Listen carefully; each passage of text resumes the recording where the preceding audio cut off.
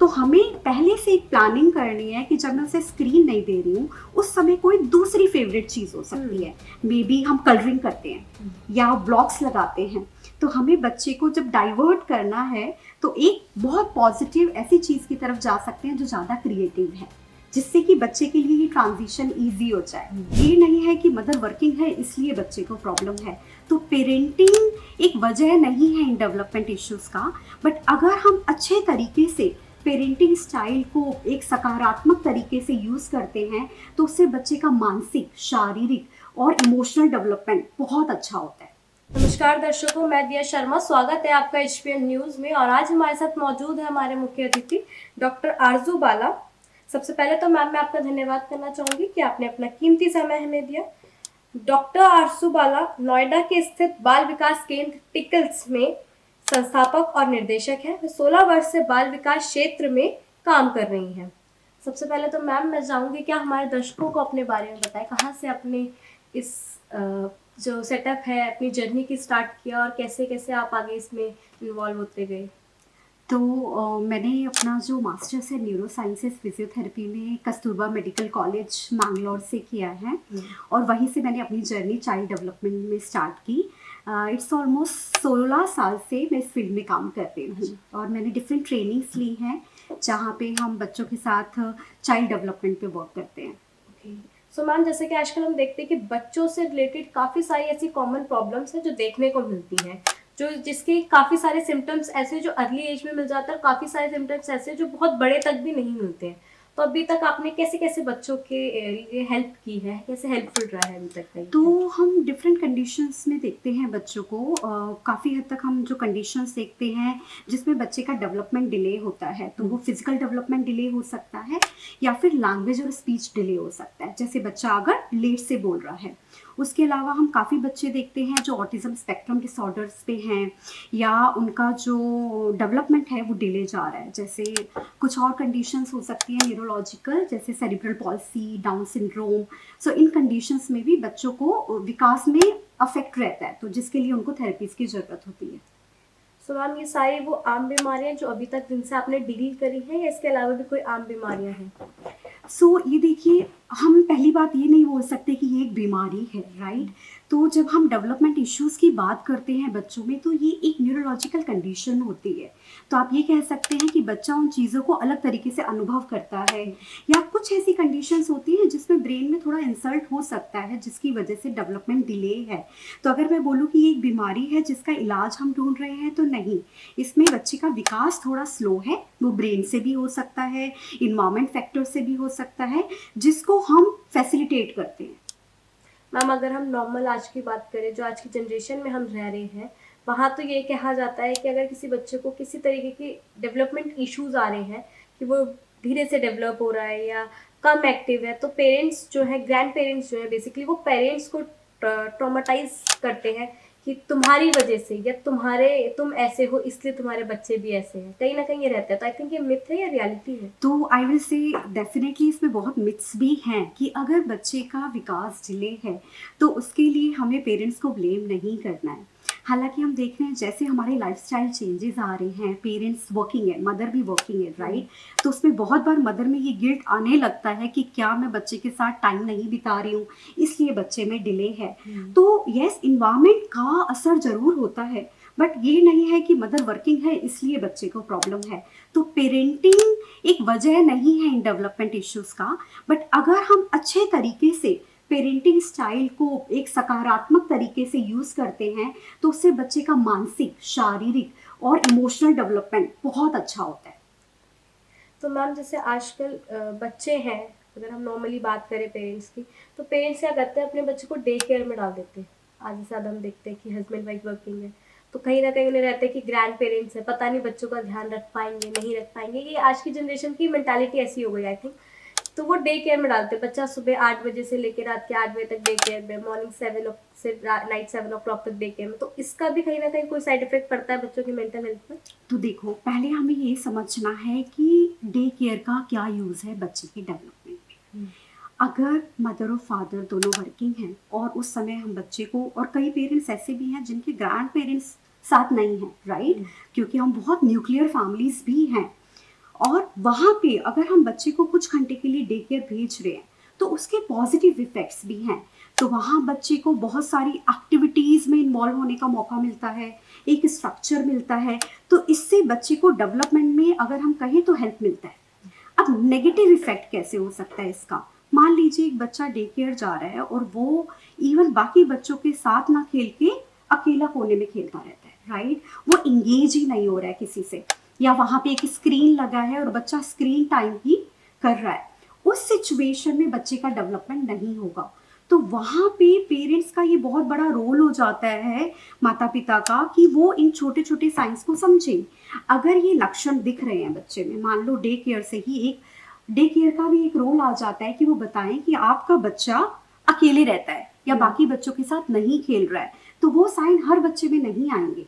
But अगर वो sign आ रहे हैं तो क्या हम उन्हें अर्ली आइडेंटिफाई कर सकते हैं उन लक्षणों को, और फिर हम उस पर कैसे काम कर सकते हैं। दूसरा जो मैं बोलूँगी, जैसे आपने कहा बच्चा डे केयर में है, लेकिन उसका मतलब ये नहीं है कि माता पिता का रोल खत्म हो जाता है, नहीं। एक पेरेंट का रोल खत्म नहीं होता है। क्यों? अगर आप ऑफिस से आ रहे हैं तो आपको ये देखना है कि क्या आपका बच्चा भाग के आपके पास आ रहा है, राइट? क्या बच्चे का लगाव तो आपसे कम नहीं हो रहा?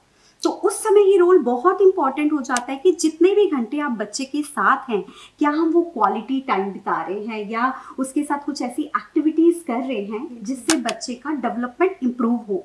तो हम ये नहीं बोल सकते कि डे केयर की वजह से इफेक्ट होगा। इट डिपेंड्स कि आप बच्चे के साथ कितना इन्वॉल्व है, इंगेज्ड है।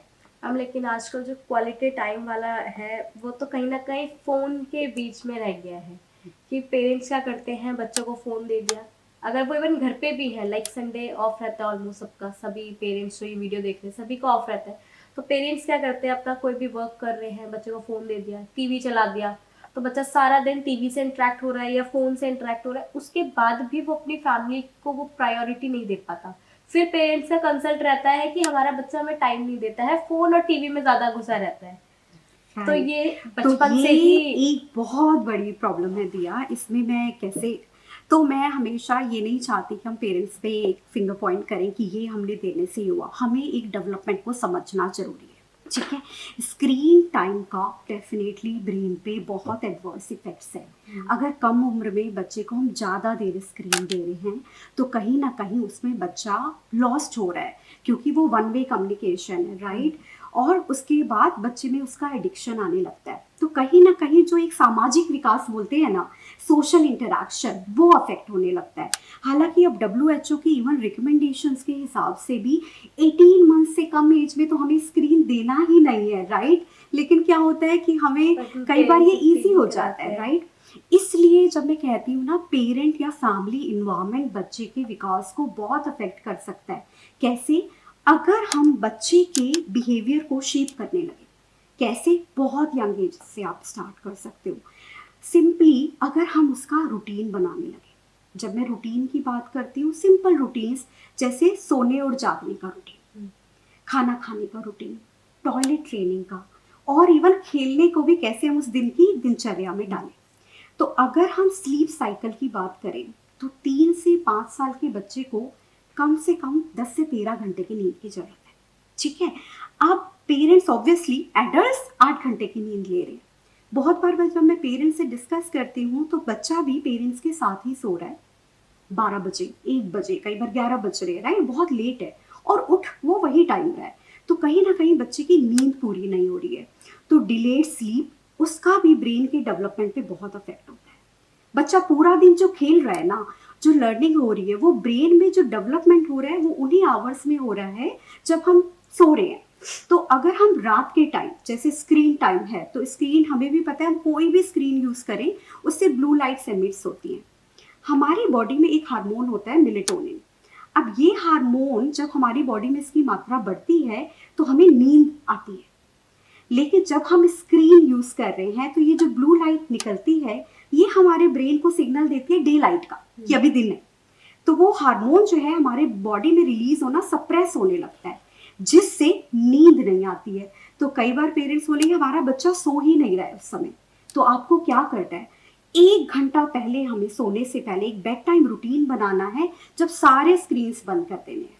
तो वो मैं पेरेंट्स को भी बोलती हूँ। कई बार हमारी हैबिट क्या है कि हम जब बेडरूम में गए, अब रिलैक्स हैं और अब हम स्क्रीन देख रहे हैं, कोई वीडियोस देख रहे हैं, स्क्रॉल कर रहे हैं, बिल्कुल। राइट। तो ये बहुत जरूरी है कि आप बेड टाइम रूटीन बनाएं बच्चे का, और बेड टाइम को थोड़ा सा फिक्स टाइम रखिए। मान लो अगर 10 बजे बच्चे को सोना है, 9 बजे से आपने वो रूटीन डेवलप करना शुरू किया। जैसे बच्चे को पजामास पहनना है अपना, राइट, उसके बाद आपने बच्चे के साथ बेड टाइम स्टोरी कर सकते हो आप। तो जब हम कह रहे थे ना पेरेंट्स के पास टाइम नहीं है, वो बहुत अच्छा टाइम है जब आप अपने बच्चे के साथ कनेक्शंस बना सकते हो। तो उससे क्या होगा, एक स्लीप रिचुअल बनने लगेगा। तो बहुत सारे बच्चे जो आजकल स्लीप इश्यूज बहुत दिखता है बच्चों में, उससे क्या है, बच्चों में इरिटेबिलिटी बहुत आ रही है, एग्रेशन आ रहा है। अगर आप देखो बच्चों में बहुत एंगर इश्यूज आ रहे हैं और फोकस इश्यूज आ रहे हैं, हाइपर एक्टिविटी ज्यादा दिख रहा है। अब यही बच्चा क्लासरूम में बैठ नहीं पा रहा है या फोकस नहीं कर पा रहा है, तो इससे उसका एकेडमिक स्किल्स भी अफेक्ट हो रहा है। तो इसलिए स्लीप का बहुत इंपॉर्टेंट रोल है और वहां पे हमें स्क्रीन टाइम को कम करना है। मैम लेकिन यही है ना कि पेरेंट्स को इस चीज के लिए अवेयर होना बहुत ज्यादा जरूरी है, Yes, क्योंकि बिल्कुल। बच्चे तो अवेयर होंगे नहीं, बच्चे तो छोटे में तो जिद करेंगे, बिल्कुल। तो पेरेंट्स बच्चे को वो जिद में आके या लाड प्यार में वो Right. चीज दे ही देते हैं। उनका मन नहीं भी करेगा फिर भी ठीक है, बच्चा जिद कर रहा Right. है, दे दिया, फोन भी दे दिया कि Right. चलो ठीक है रात में सोते टाइम 5 मिनट देख लो फिर सो जाना। तो ये थोड़ा सा इसीलिए जो है parents ना को- रूटीन्स डेवलप करने में हम बोलते हैं जो बच्चे के बिहेवियर को आप शेप करते हो या कोई रूटीन डेवलप करते हो, उसमें थोड़ा टाइम लगता है। तो इसीलिए उस रूटीन में ना कंसिस्टेंट रहना बहुत जरूरी है। मान लो आज आपने अभी स्क्रीन नहीं दिया और बच्चा क्राई कर रहा है, फिर आपने स्क्रीन दे दिया, तो क्या होगा, नेक्स्ट टाइम बच्चा सोचेगा कि मैं अगर रोऊंगा तो मुझे फोन मिल जाएगा। तो हमें पहले से एक प्लानिंग करनी है कि जब मैं उसे स्क्रीन नहीं दे रही हूँ, उस समय कोई दूसरी फेवरेट चीज हो सकती है। मे बी हम कलरिंग करते हैं या ब्लॉक्स लगाते हैं। तो हमें बच्चे को जब डाइवर्ट करना है तो एक बहुत पॉजिटिव ऐसी चीज की तरफ जा सकते हैं जो ज्यादा क्रिएटिव है, जिससे कि बच्चे के लिए ये ट्रांजिशन ईजी हो जाए। बट यस, ये एक दिन में नहीं होगा, थोड़ा टाइम लगेगा। और मैम देखते हैं हम कि कुछ बच्चे जो हैं वो बहुत ज़्यादा हाइपर एक्टिव होते हैं, कुछ बच्चे कम थोड़े से रहते हैं, तो इसके पीछे का रीज़न क्या है? तो अगर हम हाइपर एक्टिविटी की बात करें तो जैसे हम जानते हैं बच्चों की एनर्जी हमसे ज़्यादा, राइट, और कई बार स्क्रीन टाइम की वजह से अभी आप देखो कितना सा आउटडोर एक्टिविटीज कितनी कम हो गई हैं, राइट। जैसे हमने सबसे पहले हम शायद स्क्रीन टाइम का इतना डिस्कशन इसीलिए कर रहे हैं कि अगर बच्चा 2 से 3 घंटे तो स्क्रीन देख रहा है, फिर उसका नैप टाइम है, फीडिंग टाइम है, खाते समय भी स्क्रीन देख रहा है, तो बच्चे की जो फिजिकल एनर्जी है वो निकल नहीं रही है। तो उसकी वजह से हमें एक तो हाइपर एक्टिविटी दिखेगा। उसके अलावा screen time itself causes a lot of impulsivity, ठीक है, क्योंकि जो उसके जो रेस हैं या जो कनेक्शन है वो हमारे ब्रेन को बहुत स्टिमुलेट कर देते हैं, ठीक है। जैसे ब्रेन स्टिमुलेट हो गया, एनर्जी ज़्यादा हो गई। कुछ ऐसी कंडीशंस भी होती हैं जो न्यूरो डेवलपमेंट कंडीशंस हैं, जैसे ADHD।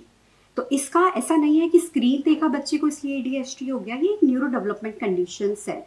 Similarly autism spectrum disorder या कुछ सेंसरी इश्यूज होते हैं बच्चों में, जिसमें बच्चे को ब्रेन को बहुत मूवमेंट चाहिए, वहां पे आपको क्लिनिकली हाइपर एक्टिविटी डिसऑर्डर भी दिखेगा। अगर ये साइन हमें दिख रहे हैं कि बच्चा बिल्कुल रुक ही नहीं सकता, पेरेंट्स की कमांड पे नहीं रुक रहा है या बहुत रिस्क ले रहा है, हाइपर एक्टिविटी तो है ही, बट उसको ये अवेयरनेस ही नहीं है कि उसे चोट लग जाएगी, वो कबर्ड्स पे ऊपर चढ़ गया, या फिर एक रिस्क टेकिंग बिहेवियर दिख रहा है, क्लासरूम में बैठ ही नहीं सकता जबकि बाकी सब बच्चे क्लास में बैठ रहे हैं। इन कंडीशन में कई बार एक इवैल्यूएशन या एक एक्सपर्ट को मिलना भी जरूरी हो जाता है उस सिचुएशन को समझने के लिए। तो हाइपर एक्टिविटी के कॉज इन्वायरमेंटल भी हैं, बट न्यूरो डेवलपमेंट भी हो सकता है कि एक न्यूरो डेवलपमेंट इशू है। जो हमारी आज की जनरेशन है, जो बेसिकली आज के जो यंग फादर मदर्स हैं, आप उन्हें क्या एडवाइस देना चाहोगे, क्या सजेशन देना चाहोगे कि अपने बच्चों की डेवलपमेंट में वो किस तरीके से उनकी हेल्प करें बेसिकली? तो यस, पेरेंट्स बहुत एंशियस हैं, मैं ये मानती हूँ, बहुत बिजी हैं। तो हमें, मुझे लगता है एक तो रूटीन और स्ट्रक्चर बनाना बहुत इम्पॉर्टेंट है। अगर हर चीज़ का एक टाइम फिक्स है कि कैसे बच्चे को खाना है, बच्चा खाना खा रहा है, उसे खुद से खाने दीजिए, ठीक है। 18 महीने की एज में हमें बच्चे को दे देना चाहिए कि खुद से भी खाओ। लेकिन टाइम कम होने की वजह से कई बार क्या है, हम बच्चे की पूरी हेल्प खुद ही कर देते हैं। हम बच्चे को खाना खिला रहे हैं, उसे नहला रहे हैं, क्योंकि वो चीज़ें जल्दी हो जाती हैं। और अगर बच्चा खुद से पार्टिसिपेट करेगा तो स्लो हो जाएगा। तो प्लीज़ ये बहुत इंपॉर्टेंट है कि अपने बच्चे को हर डेली रिचुअल में, दिनचर्या में इन्वॉल्व कराइए। वो एक चीज़ है। स्क्रीन टाइम को कम कीजिए। बच्चे के स्लीप साइकिल पे बहुत ध्यान दीजिए कि बच्चा कितने बजे सो रहा है। जल्दी सोएगा, जल्दी उठेगा तो उसके डेवलपमेंट में बहुत हेल्प होगा। तो ये बहुत इंपॉर्टेंट चीज़ है फॉर पेरेंट्स टू अंडरस्टैंड। इसी के साथ मैम मैं आपका धन्यवाद करना चाहूंगी कि आपने अपना कीमती समय में दिया और हमारे दर्शकों को इतना वेट किया। Thank you so much. Videos देखने के लिए सब्सक्राइब करें HBN न्यूज़, बेल आइकन दबाकर लेटेस्ट नोटिफिकेशन पाएं।